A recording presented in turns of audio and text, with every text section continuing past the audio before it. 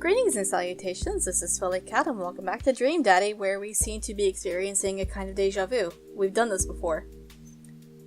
Approaching the bar, wonder if the game is on, and wonder if my team is playing.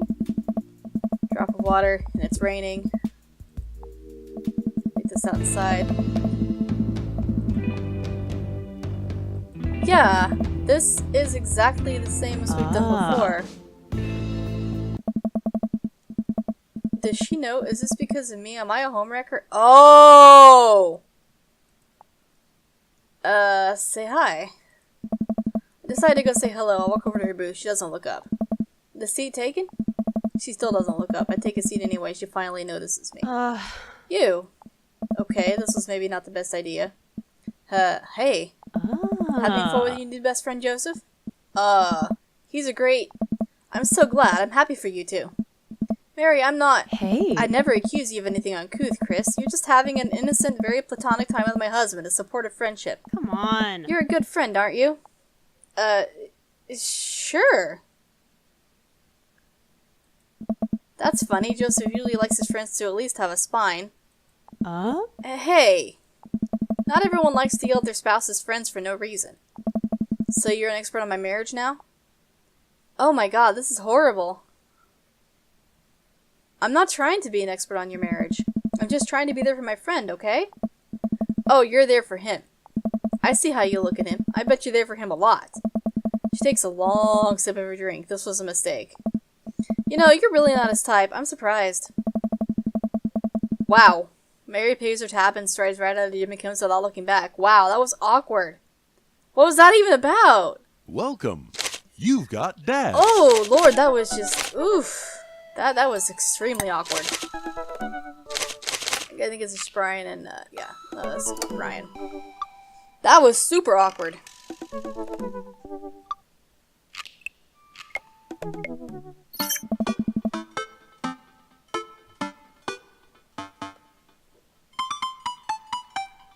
Oh, I have a message from Brian. Hey, Daisy and I are going fishing tomorrow. Are you in or are you out?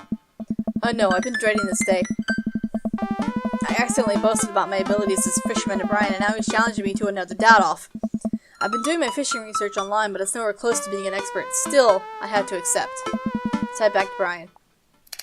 Sounds great, man. Super excited that you catch all those fish, and my lawn could use another good mowing. That'll show him. Brian responds back, letting me know that tomorrow he'll pick us up at 10. At an hour I had previously forgotten existed. Man, that's gonna be a rough start. Amanda! Amanda comes into the room from the kitchen, eating a cheese stick by biting off piece by piece like some kind of monster. I didn't raise you like that. What?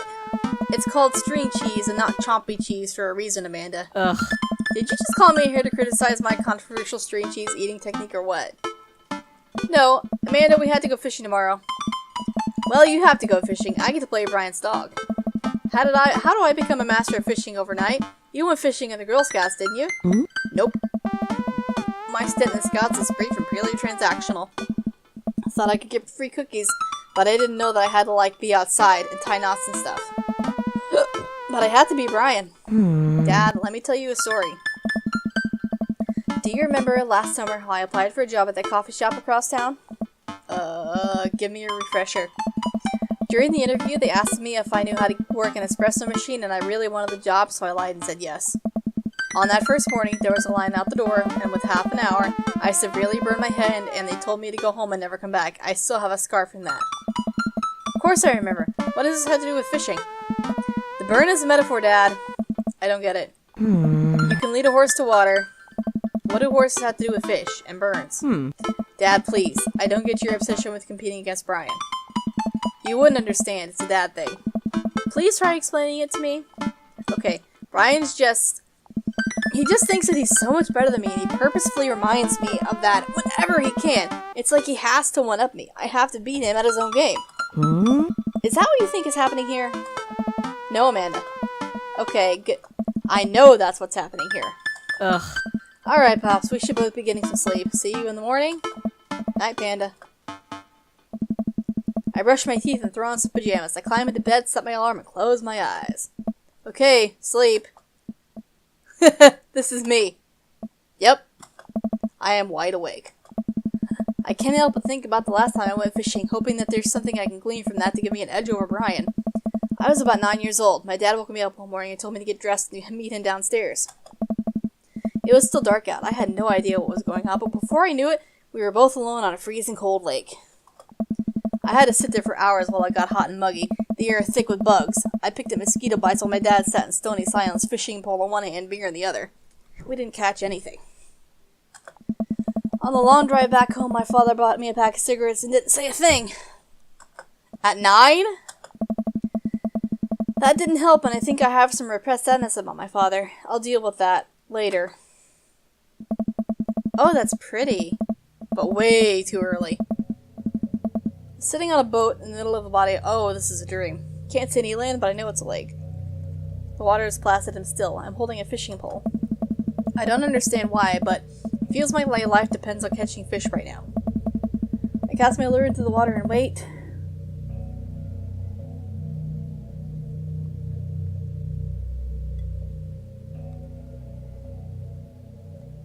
And wait. And wait. My whole being is filled with hopelessness as I watch the line disappear into the depths below. You used the wrong lure. I look up and see my father, just as he looked that one cold morning, disapproving. I'm panicking now. Pull the lure up and try to grab a different one, but all of the lures on my tackle box are the exact same. I look to my father for guidance, but he's gone. I try casting again, but I can't hold my footing. My boat tips over and I fall into the water. Sinking further and further, I see the multitudes of fish that had been lying just below the surface, all swimming around me as if to taunt me. One fish swims up to me. He has Brian's eyes. Gotta use a neutral buoyancy lure if you're trying to catch trout, buddy. I jumped to wake the sound of my heart. It's fishing day. That'll explain the weird dream. I groggily slip on clothes and get ready. I spot Amanda's door half open and her still curled up in a mountain of blankets. Walking over to her bed, I give her a tiny kiss on the forehead. I've never seen her door closed before. Fishing day, kiddo. You ready? No. Well, you gotta get up. I can't do this without you. Also, stop sleeping in your clothes. Amanda pulls her comforter over her head. Never. Amanda. I'll get up in a minute. Alright, Brian should be here in 20, so you better not just go back to sleep. Amanda sticks her hand through the blanket to wave me away. I leave her room, makes myself some coffee, and another cup with lots of cream and sugar for Amanda whenever she gets up. Amanda eventually wanders in and chugs her coffee while I do word jumbles. Hear the doorbell. That must be Brian.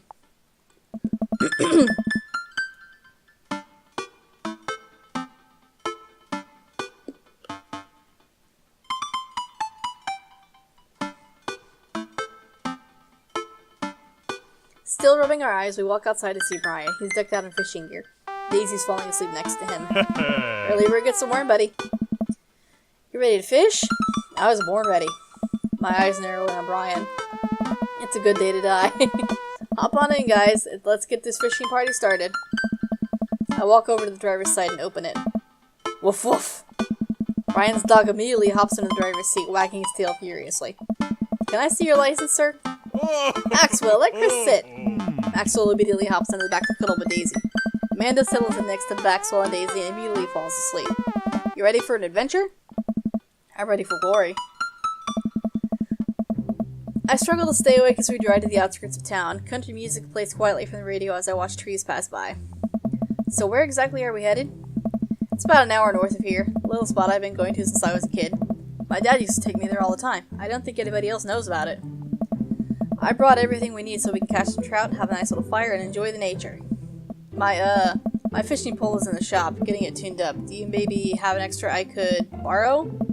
But of course, it's probably not as nice as it sounds like yours is, though. Right. I am digging a hole here. I stare out at the forest lining the highway. The sun is just barely over the horizon, scattering dusky pink light through the trees. That doesn't look like the dawn sky to me, but whatever. For a split second, I spot a deer grazing on the side of the road before it leaps back into the brush. After a nice, quiet drive, Brian eventually tells me to pull off the highway and onto a dirt road. The car bumps along until we reach a clearing that opens up to a magnificent lake. Well, here we are. Oh, it's pretty. I step out of the car and help Brian unload our gear as Maxwell runs around us, barking. The kids wake up and wander to the shore where Daisy tries to teach Amanda how to skip rocks. Brian and I carry the tackle boxes and cooler down to the edge of the lake, where he has a canoe waiting. Ah, great, it's still in one piece. Hold on, help me out with Maxwell. I help Brian place a tiny dog-sized life vest onto Maxwell. Ruff, ruff. Alright, your turn. Brian hands me a lime green life vest. Maybe if I fall in, you'll save me.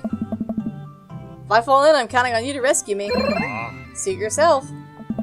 Brian turns to Amanda and Daisy, who are still skipping rocks. You kids want to fish? I'm good with just throwing rocks into the water. Amanda hurls a rock into the pond with gusto. Yeah, take that, water! Amanda, you're supposed to be skipping them. Ah, is that what we're doing? Daisy, don't you want to fish? Oh. I think catching fish is kind of inhumane. We're gonna go explore the woods and look at bugs and stuff. Alright, be safe. Don't go too far. Brian puts a life vest around himself and we throw all our equipment in the canoe. Maxwell happily jumps in and takes his place looking out over the front of the boat. I get into the canoe as Brian shoves off. We paddle together to get ourselves into the middle of the lake. Can't talk today. Most freshwater fish actually feed at dusk and dawn, which is why I had to get you up so early.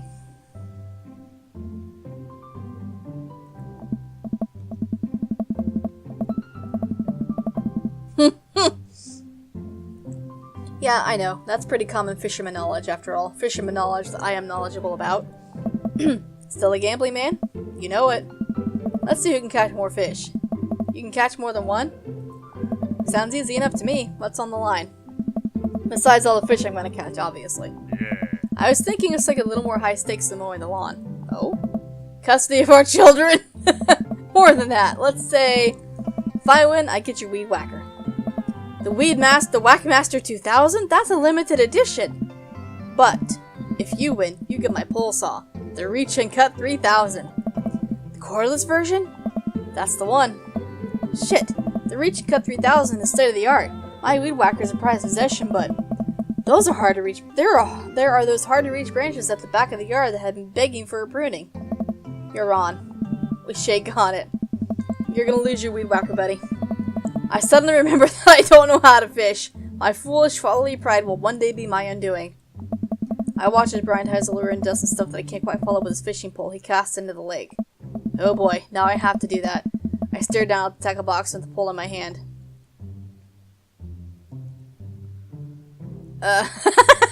Put some bait on the hook. I fish a worm from the styrofoam container Brian brought. It's slippery, but I think I can get onto the hook if I just focus. Oh god, I'm bleeding. Oh god, the blood's everywhere. The worm is not on the hook. Need some help?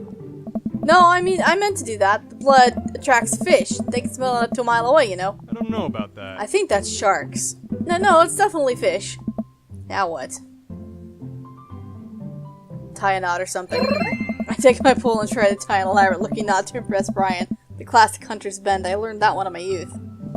Yep, this one isn't coming apart anytime soon. With this knot, I will cast my heavenly line upon the unsuspecting water and deliver unto us a bountiful harvest. No, you won't.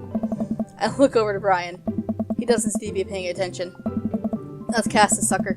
I pull my rod back and launch the lure as hard as I can. Whoa! And the lure flies off the line and sails from far away, landing in the lake with a loud sploosh. Sorry, I judged the wind speed wrong. This cold air drives the pressure down. Ha, go ahead and take my pole. I know it's hard switching to a new pole if you're not used to it. I'll fix up another lure. He knows I'm no good at fishing. Brian hands me his pole with a smile and I just sit there feeling like an idiot. It's because you are. Fishing around here is easy. They group up. All you gotta do is line up 3 of the same species in a row and reel them in. Seriously? I need to match 3 of the same species? I can't tell them apart. I can! Match that fish. I can! Nice match. Catch of the day. That's the only slam and those stuff. Oh, well. Rainbow trout. Catch of the day. Match of the day. Nice catch. Yep. Match of the Like day. that. And then, snap. There's Nice 2. catch. And, it's really hard to tell these fish apart. Now you're fishing. They all look pretty much the same. Match of the day. Because obviously they're all fish. there. Now you're fishing. Nice catch. There. Nice catch. Match of the day. Now you're fishing. Okay, so this is not what I was Match of the expecting, but I'm day. actually glad because this is something I'm not terrible at. Now you're fishing. Don't choke. Don't choke. Oh god, I'm choking. Ah, there. Nice match. There. Nice match. Snappy Schnoo. Yeah, shut up. I don't care about what kind of fish it is right now. Trout. Nice match. Nice catch. Now you're fishing. Nice catch. Nice match. Match of the day. Nice match. I rocked Now a honey you're pop, fishing. so this should be no Nice problem. I was trying to do a thing you're not apparently allowed to do. Sorry, never mind. Now you're fishing. This is not how you fish, though. Nice match. I mean, I've never been fishing in my life, but even I know this is baloney. Now you're fishing. Good work. Aw, I didn't quite get there. Oh well. Wow, this is way tougher than I thought. I look over to Brian, who's smiling, obviously enjoying his time out here on the lake. I will crush him. Suddenly, the fishing pole jumps in my hand. I reflexively tug upwards. I think I got something big. Tip of the pole dips down repeatedly, and the lion starts to run. Reel it in! I finally get to fish right up next to the boat. It's a long, beautiful rainbow trout. Brian hands me a net. It's all yours. I lean down and notice that my hands are shaking with excitement. This fish is bigger than all the ones Brian's caught. The pole saw is mine, all my... The entire canoe tips over with me. I find myself sinking into the lake. I should have taken the life vest. All of a sudden, I'm embraced under the water and pulled into Brian's arms, because duh. I'm finally dragged upward, sputtering water. All of our gear floats on the surface. Maxwell doggy paddles around us in circles, having a great time. You alright? Does that count as one? Well, seeing as all our fish are now swimming safely back in the lake, I guess so. Let's get you to shore. Brian and I flip the canoe back over and fill it with our now soaking wet gear. We row back to shore with Maxwell in tow. Once we get to the beach, Maxwell darts off into the woods. Brian takes off his shirt. Dots of water glisten in the sun across his strong back. Man, all that general contracting must have built the guy like an ox. I hope he doesn't notice me staring. I'm gonna get a fire going so we can dry off. Wanna hand me yours? Yes, okay. I reluctantly take off my own shirt and toss it to Brian. I suddenly wish I had done more sit-ups in my life, or any sit-ups at all, really. Another thing you bested me in, stupid sexy Brian. You might as well fry that shirt up. Seems like it's the only lunch we'll have. The day is young. We can fish from the shore. Once Brian gets his fire going, I sit and try to dry off my pants. Brian sets a couple lures up by the water's edge. We're probably gonna have to put the kibosh on the competition for now. Until another day. My stomach growls. You hungry? Oh, I'm fine. Brian reaches into his cargo shorts and pulls out a few granola bars. I have a small child. I'm flush with snacks. Brian joins me by the fire and I accept the cargo short granola. And now we're back to waiting. Where do the girls get off to? Shouldn't they be back by now? I wouldn't worry about it too much. They're a couple of smart kids. That's what I'm worried about. They're too smart. They've probably established a small rural government by this point and installed themselves as leaders.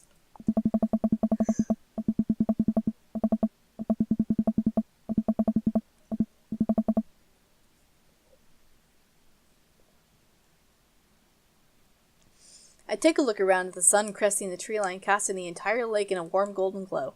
The forest seems to be coming alive now, birds chirp in the distance. Wow, nature is beautiful. A mosquito bites me. I slap my neck and curse. Nature sucks. Here you go, bud. Brian hands me a bottle of bug spray. I begrudgingly take it and douse myself. Ugh, I've always hated how this stuff smells. Really? I've always kind of liked it. Reminds me of being outside. Maybe you and I had different sentiments on the outdoors. Maxwell comes bounding up to me, a huge stick in his mouth. He drops it at my feet and looks at me expectantly. Throw the stick toward the woods.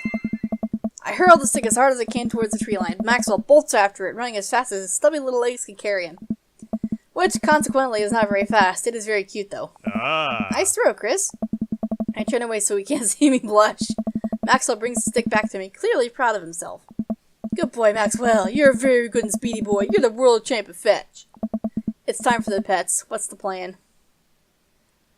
Butt pats never fail. I give Maxwell a few good pats on the backside. While I'm playing with Maxwell's fish begin routinely pulling on Brian's lines. I watch Brian effortlessly fillet the fish, squeezing a bit of lemon on them and frying them up in a cast iron pan. Before we know it, we have a feast fit for a couple of shirtless dudes. Amanda and Daisy emerge from the woods looking totally unscathed. Whoa, Dad Bod Patrol, I'm gonna have to issue you both a citation and demand you both put your shirts on. There are children present. Brian tosses me my Nidar shirt. I pull it over my head, thankful that I will no longer be distracted by Brian and his pecs. Where have you guys been? Studying entomology. What? We were playing with bugs. I expected you guys to be covered in like bun stuff. Daisy looks offended. What did you take me for, a child? Amanda puts a hand on Daisy's shoulder. Ugh. Right.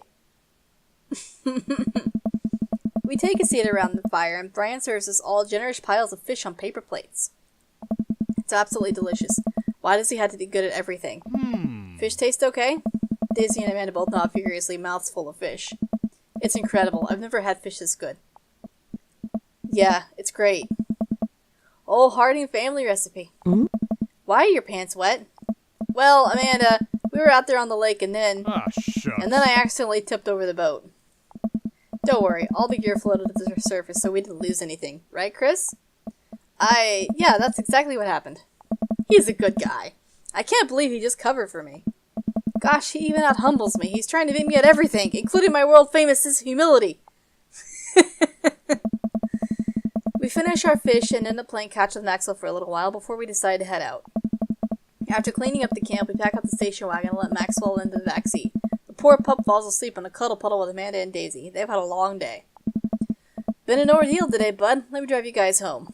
I want to prove that I'm the most awake down on the block, but yeah, I'm beat. Fine.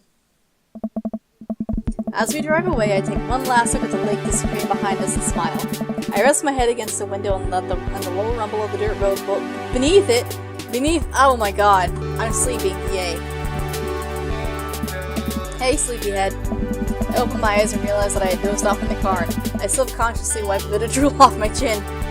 Oh, hey, I was resting my eyes. Just in case we suddenly have to jump into any sort of conflict, so I'm super awake for it. And ready to fight. With my strong arms. It's all good, you earned some rest, buddy. Thanks for coming out with us today. I had a lot of fun with you. Thanks for inviting us. I also had fun, actually. Glad to hear it. Take it easy, eh? You too. Take it the easiest.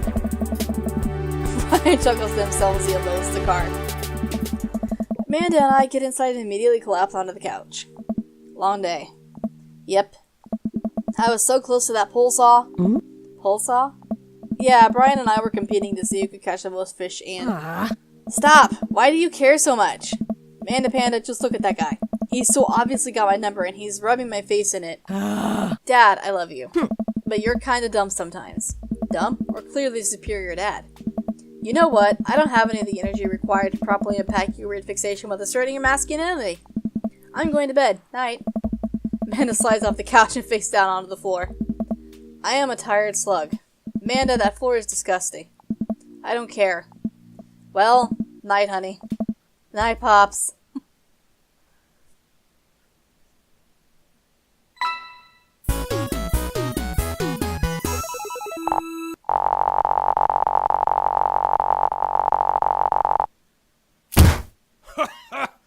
What an amazing date!